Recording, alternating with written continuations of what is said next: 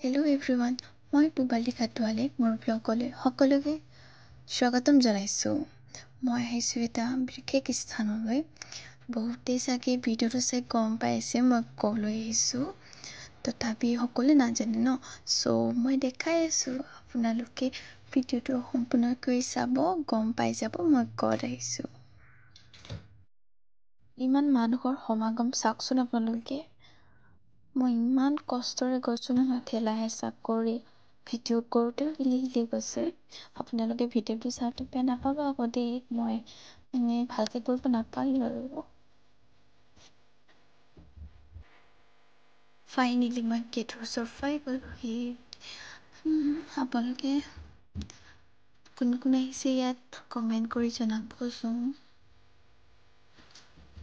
ইয়াত গোটেইখন পুলিচো আছে।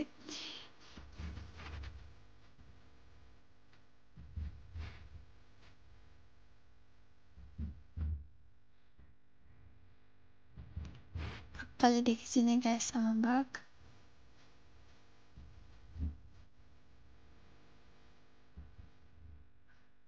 আপোনালোকে দেখিলেই, সেয়া হৈছে ঢলাৰ কেঁচাখাতি থানৰ বাথৌ পূজা।